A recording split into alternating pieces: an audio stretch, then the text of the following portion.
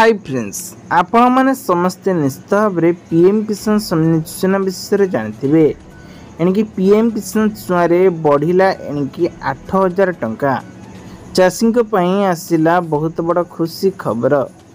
PM किसान सम्मान छुआ 2,000 टंका बढ़ला।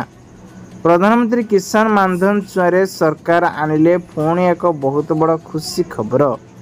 यही योजना माध्यम चाषी मानक योग्य हितकारी थिले से चाषी मानक 6,000 टंका बदल एणिकी 8,000 टंका मिल।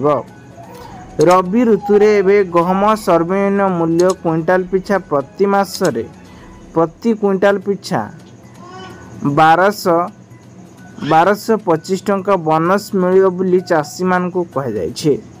तेबे सूचना अनुसार पीएम किसान मानधन छुआ एणिकी 16तम किस्ती 2,000 टंका लेखा पाइथिले। तेबे बजेट घोषणा करा जायछि। विधानसभा रे चाषी मानकु नहीं घोषणा होईछि। खूब शीघ्र 17तम किस्ती 2,000 टंका लेखा मिलिबो। जेमाने 2,000 टंका लेखा पाई नांती सेमानकु कोन कले 2,000 टंका मिलिबो। प्रथमे आपनकर ऑफिशियल साइट के जाइए आपनकर चेक करिया को पड़िबो जे आपन को केते नंबर किस्ती टंका मिली। जदि आपण मानकु माने 16तम किस्ती पूर्वरु आपण मानकु मिल सारी 15तम किस्ती टंका ताले से चाषी मानकु 16तम किस्ती एवं 17तम किस्ती 2,000 4,000 टंका मिलिबो।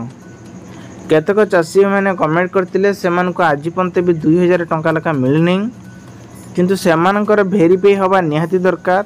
जदि आपण माने भेरीफाई करिसंती ताहले आपण मानकु 2,000 टंका निश्चित भाव में मिलिबो।